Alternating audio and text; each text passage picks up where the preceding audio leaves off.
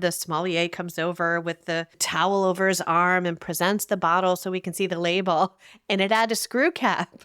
And I was like, oh, how's this going to go? I'm going to miss the ceremony. And actually, to his credit, this awesome sommelier had this very flashy way to open the screw cap where he extended his arm out with the bottle hanging down. He flipped open the screw cap with one hand. The screw cap rolled down his arm and dropped into the pocket of his vest that he was wearing.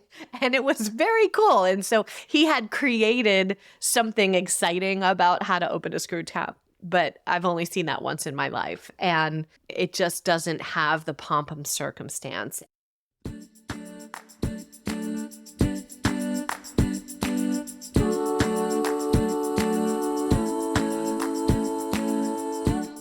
Hello, and welcome to this week's episode. I want to kick it off with a shout out to one of our listeners, Miss Destiny. I recently hosted Destiny in a wine tasting, and she was like my spirit animal because, like I often do, and you are subject to this, listener, she likes to make up songs and sing about things like this. So to Miss Destiny, you don't know what it's like. That was for you. So, cork versus screw cap. What's the deal with this? I get this question often from friends, from family, from wine buyers and wine tasters, and people want to know what's the deal. Is there really a difference? And does a screw cap mean that the wine is not as good? So we're going to break it down this week and talk about three main things. The first one being, what are the differences between those two types of closures, a natural cork versus a man-made screw cap? Then we'll talk about what leads winemakers and wineries and producers to pick the one they pick and what are the factors leading them to determine that. And then finally, I'll give you my verdict on if it really does correlate directly to the wine's quality. And if you'd like some other tips about understanding and enjoying wine, be sure to visit sipwithnikki.com/resource, and I will email you a free PDF of my wine tips cheat sheets. Again, that's sipwithnikki.com/resource. So here we go with corked or screwed. If you listened to episode 4 of the first season of Sip with Nikki, it was all about aging wine, why and how and what the benefits are. So if you haven't listened to that, I definitely encourage you to go back. But in that episode, I brushed on the topic of closures of screw cap versus cork versus synthetic cork. But today we're going to really dive deeper in it. And in order to do that and then talk about, is there really a difference and what you need to know as far as wine quality versus the closure, I wanted to share with you a wonderful metaphor that I was taught about how wine ages in the bottle, because really this is one of the main considerations for a winemaker and a wine producer to decide the closure. It has to do with the wine and what's in the bottle, and is it meant to age, and is it a wine that's going to get better with age? All of those things determine the closure that they select. So think of a kaleidoscope. Remember, we used to look through a kaleidoscope as kids, and you'd peek through and the light would come through all those glass pieces that were in the end. And as you turn the tube, the glass pieces would shift, and the beautiful picture that you were looking at, right? All the different shapes that were coming together, it would change as the light came through and as you twisted. So essentially, when you bottle a wine, it's kind of like a kaleidoscope in there, because for the most part, that bottle is closed, just like the kaleidoscope tube. But the catalyst that's twisting the quote tube and changing the picture of the wine inside is oxygen. And what directly affects the rate of oxygen and how it passes through is what the heck that bottle of wine has been closed with, right? So let's start from the beginning. Traditionally, wines were closed with corks. Now, cork is bark of a cork tree. And I talk about this all the time with guests during wine tasting. And I find often people are like, oh, I didn't even know that it was bark of a tree. So it's a natural product. Most of the cork forests and the cork industry is based in Spain and Portugal. and in the Mediterranean, really with Portugal leading the way. And when you plant a new cork tree, it takes about 25 years before it's ready to be harvested for cork. But one of the cool things is you don't cut down the tree to make the cork like you do an oak tree to make a wine barrel. You literally harvest the bark from the tree, and the tree stays living for 200 to 300 years. And about every 9 or so years, that bark has rejuvenated itself enough for another cork harvest. So it's become a very sustainable industry, and it's a natural product. And people liked the idea originally of using cork to close a wine bottle because it is porous. It breathes a little bit, and it allows that slow amount of oxygen to pass through. Even if there's a foil capsule on top, there's still a little bit of oxygen. And that would in turn change the kaleidoscope, the picture of the wine inside, and let it become something different over years. And that's part of the excitement of aging wine, is seeing how the quote picture of the wine inside is changing. There were two issues that then evolved when it came to cork. First, just a shortage, right? So as the wine industry grew, especially in the 1990s, Australia and New Zealand saw a huge amount of growth in their wine production. They experienced a shortage of cork. So it's almost like those forests couldn't keep up with the need. And then secondly, there is a spoilage that happens when you are making a cork from bark of a cork tree.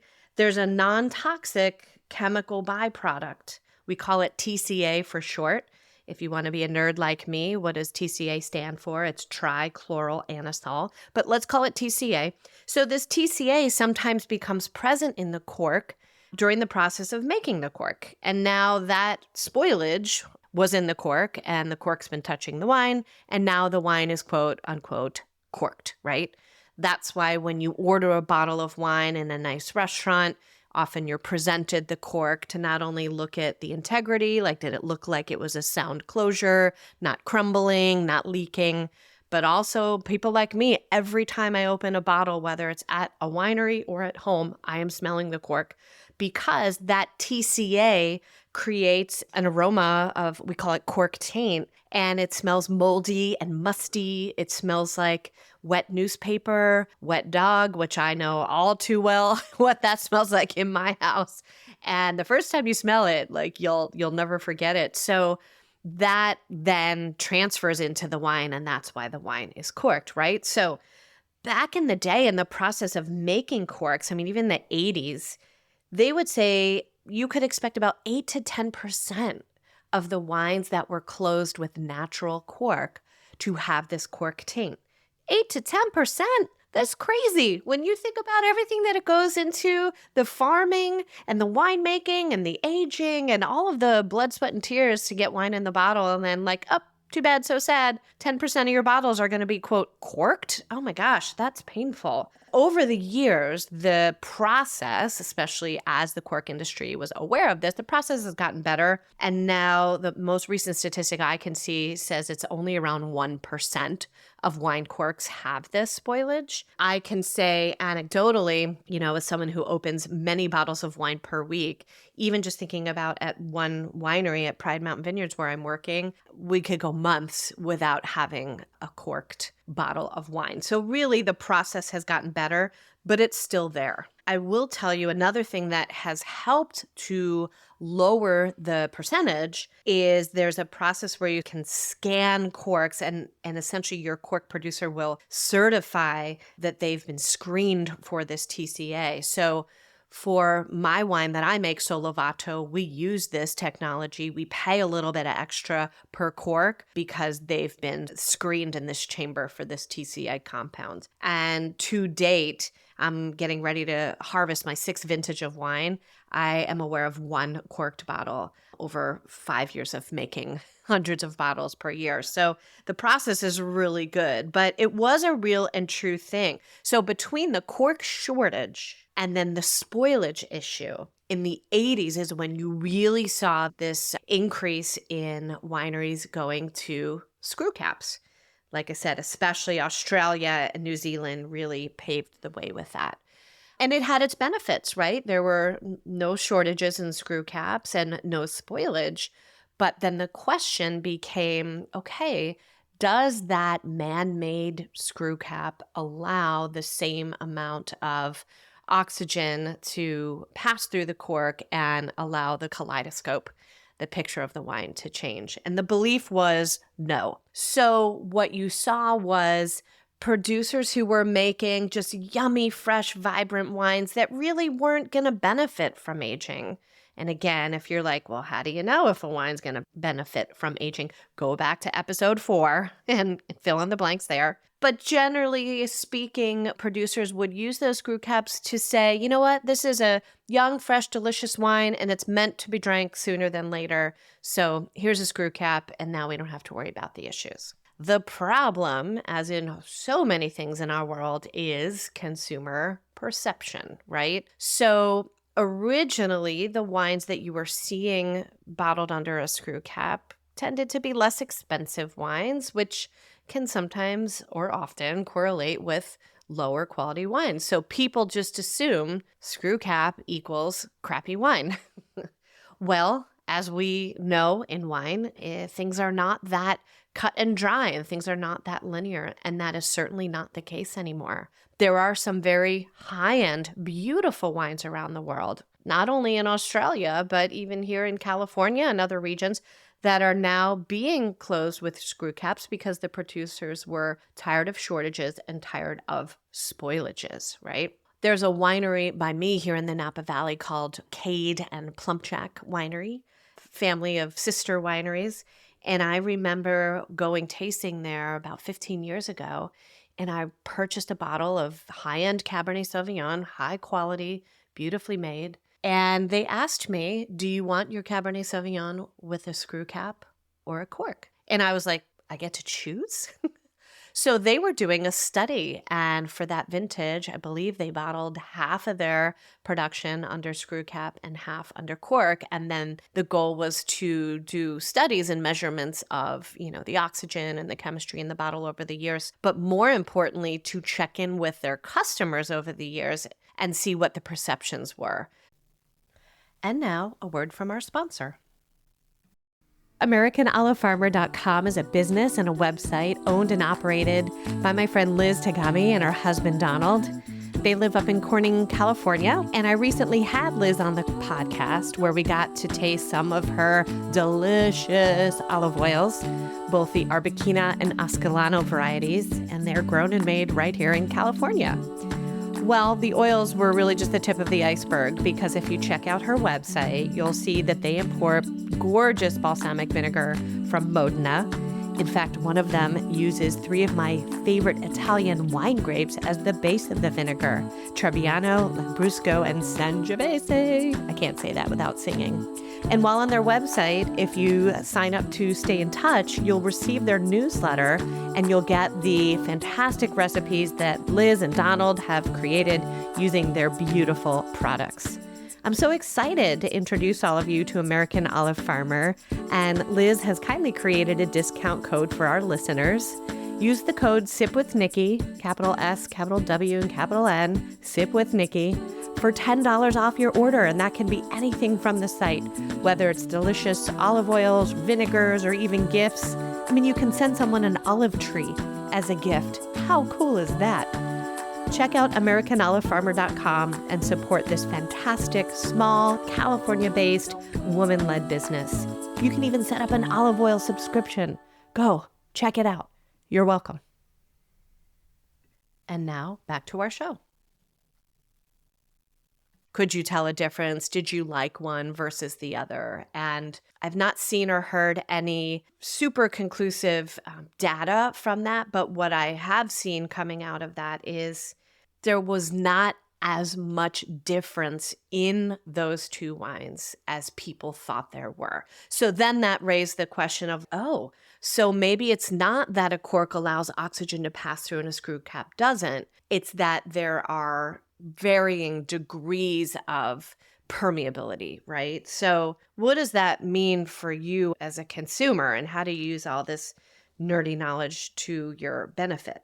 Well, the thing with corks is that it can be variable, right? The wine can be, quote, breathing and therefore aging at a variable rate, where screw caps, especially with more recent technology, they have a little bit more specific oxygen levels that have been engineered in them, and it is just more consistent. So that's one point on the board for screw caps. Another point for screw caps is that it's easy, it's convenient. People often tell me that they struggle opening wine with a traditional corkscrew. Like, if that's you, you're not alone. I keep saying that I'm going to do a video on the proper way to do it with a traditional corkscrew, which is the only device that I use to open my wines. Nothing electric, nothing with arms that flop up and down. I'm just going at it with the traditional corkscrew, which is how most wine nerds like me prefer to do it, right? It's just tradition. So tradition leads me to a point on the board for corks. There is something traditional and ceremonial about opening a bottle of wine with a corkscrew and that subtle pop. If you listen to last week's episode where I talk about my aha moments in wine, I talk about Apollo Restaurant on the Disney cruise and where I experienced this wine that really changed my life. But another time, we ordered just a nice white blend. It was a bottle of Conundrum, a beautiful white blend to start the meal. And I remember the sommelier comes over with the towel over his arm and presents the bottle so we can see the label. And it had a screw cap. And I was like, oh, how's this going to go? I'm going to miss the ceremony. And actually, to his credit, this awesome sommelier had this very flashy way to open the screw cap where he extended his arm out with the bottle hanging down. He flipped open the screw cap with one hand. The screw cap rolled down his arm and dropped into the pocket of his vest that he was wearing. And it was very cool. And so he had created something exciting about how to open a screw cap. But I've only seen that once in my life. And, it just doesn't have the pomp and circumstance. And wine is a very traditional beverage, and there's a lot of nostalgia and enjoyment based in it. And that's a point for corks, right? You don't have that with screw caps. Now, there is a whole nother category of closures besides cork and screw cap, and that is a man-made or synthetic cork. It looks like a cork. You've probably seen some of these, but it's actually made of a composite material or plastic or silicone. So that is going to fit more when we're talking about aging and pros and cons. That's going to fit more along the lines of the screw cap, but it's made to look more traditional. So generally lower price wines are going to use that because it's cheaper to produce that than a traditional cork. So, there's a lot of variables and things that you want to be aware of. But the big question that everybody always wants to know is, how does this relate to wine quality? So we're going to go to a listener question. Listener questions. And this is from Barbara from New Jersey. And she wanted to know, what is the correlation with screw caps and wine quality and ageability?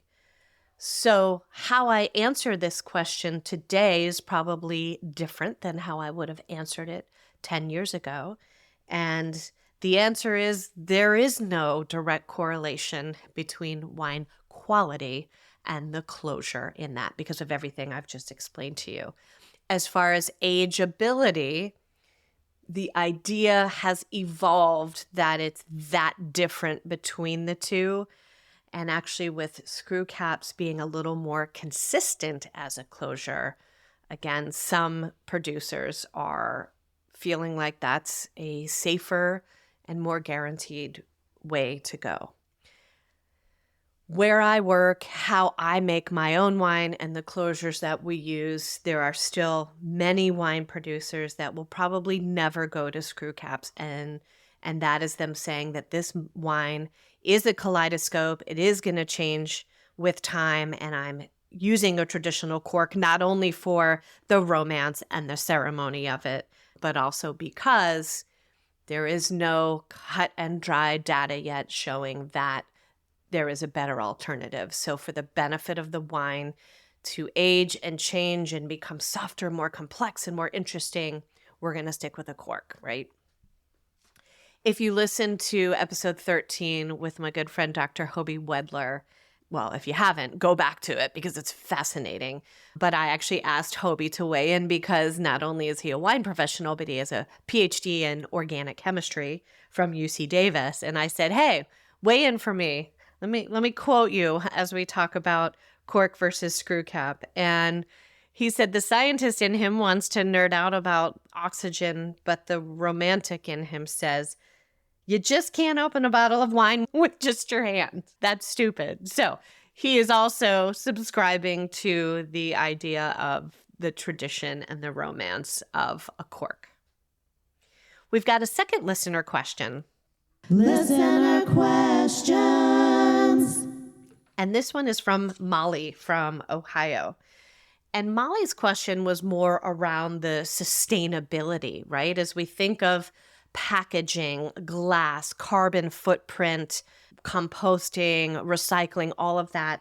She wanted to know, are you sacrificing, in her words, anything naughty, which I thought was so cute, anything naughty by moving to a screw cap, right, versus a cork? So I want to talk for a minute just as far as the renewable and sustainable elements of both of these. So natural cork, like we talked about, bark from a cork tree, is the only 100% renewable resource, right? Because we talked about how those trees can just be harvested and harvested periodically.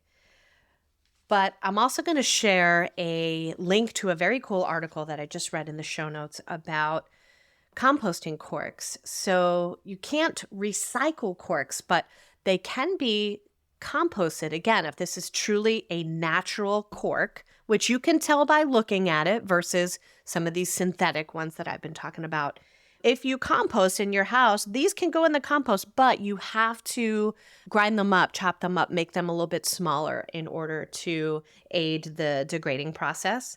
I also read that you can use them in your garden, and they can almost be like a repurposed as mulch, or, when you're filling planters with rocks to have that sort of permeability to let the water drain to the bottom of your pots, you can actually use wine corks. So there is a second life for them, or they can be composted.